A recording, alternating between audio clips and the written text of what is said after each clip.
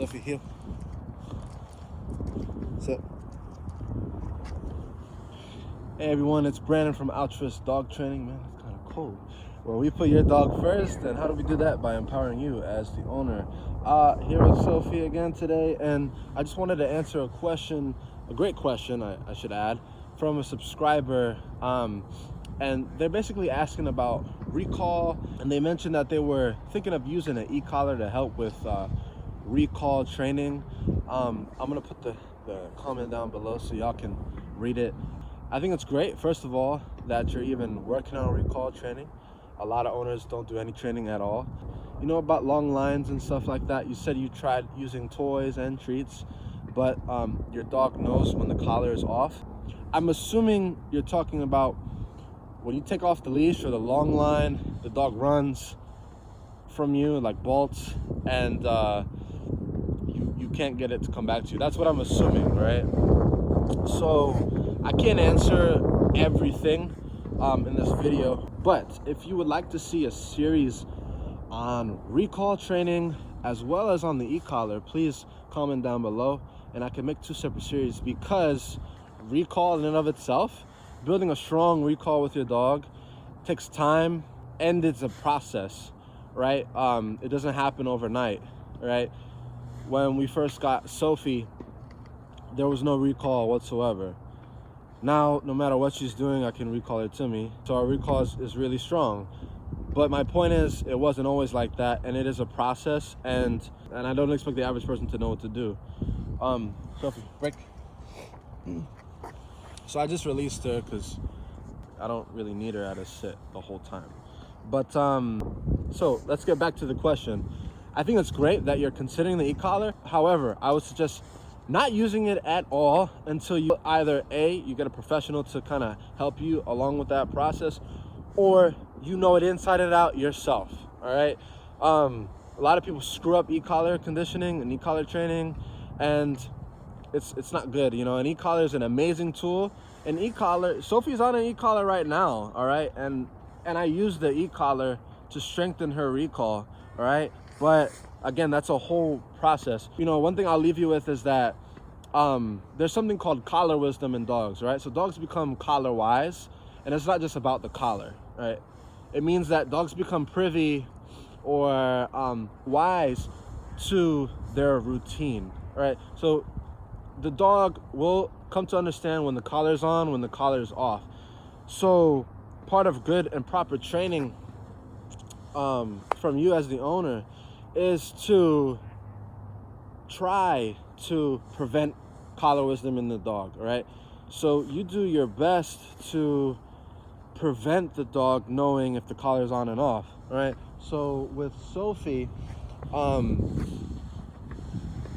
I have done my best to make her think that the collar is on even when it's not on. I'm going to touch on a simple drill that you can do with your dog that will help with recall. I'm going to also cover some really common mistakes that owners make that will definitely screw up recall with your dog.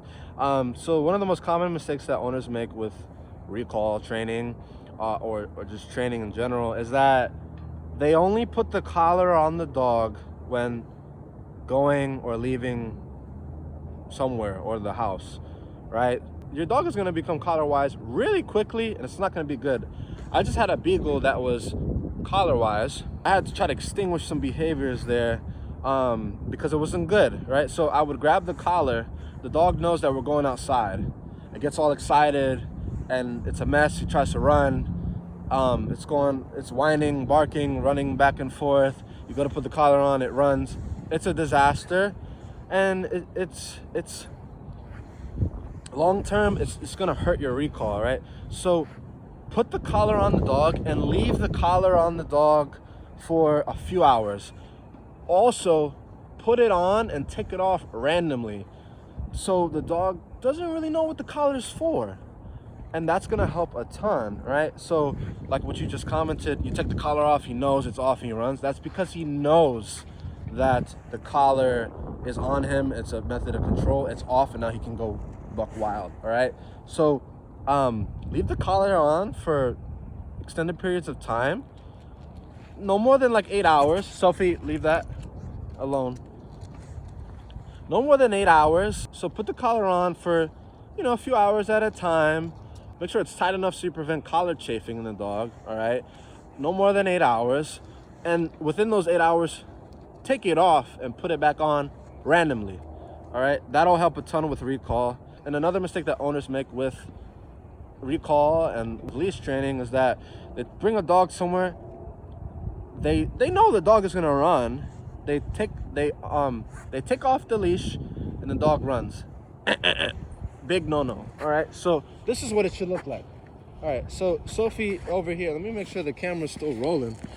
Are we still rolling? Yeah, I think we're still rolling. Sophie, come. So, heel. No, heel. Sit. So I got a slip lead. Don't use a slip lead for this. Right? Use just a regular flat buckle collar, right? But here's what owners do. So, come on. Heel. So they'll walk the dog and then they'll do like this. And the dog will just run. See how she stays put? That's because I've done the proper training. All right? Don't do that. All right? What you do, say she's got an e-collar, so I'll use this, all right? Say this leash was attached to her collar. What I would do is I would unclip it and I would hold her, and you know, she's gonna struggle, and I will correct that. I'll say, no, you know, and I may even say no and put the leash back on, all right? And then one thing that I'll do is, one thing with the collar, I'll put it on, I'll take it off randomly. I'll also do that with the leash. I'll clip it, unclip it, clip it, unclip it. Even when the dog is in the house, I'll just go up to them, clip the leash on, let them drag it for a little bit. I can step on it, gain control at any time. The dog will not know when the collar is on or when it's off, right? So that's something that's gonna prevent collar wisdom and long-term help your recall, all right? Because she thinks it's still on. And moreover, she knows that just because it's off, it doesn't mean that she can just run, right? So you see what I'm doing? I'm putting the slip on and off of her, all right? So walk your dog wherever you're walking the dog, all right? And unclip the leash, hold the collar, do some corrections, put the leash back on. And if you're walking up to some place and the dog is a lot of excitement or whatever, you can walk the other way, all right? And do that repeatedly until the dog learns. But I wouldn't try it in a place of major excitement first. Do this stuff in the home before you go outside around some real distractions, all right? And have a release command, all right? So if you break, all right? You know, now she can do whatever she wants, right? So you need a release command. That'll also help with the recall. And yeah, use the leash. Leash is like your #1 tool. There's a way to do it properly, and I'll make more videos if you want to see them. Just comment down below about recall. And then once you have a solid recall with just you, your voice, and the leash, then you can add the e-collar on top of it, and it's gonna make a remarkable recall. I mean, out of this world, you know, to the point where I can walk her around the neighborhood, around cars, other dogs, other people, and she does not run. She doesn't do anything. She listens to me. All right. So that was it for this video. Thank you for the question. I hope that helps. And with that, I will see you in the next video.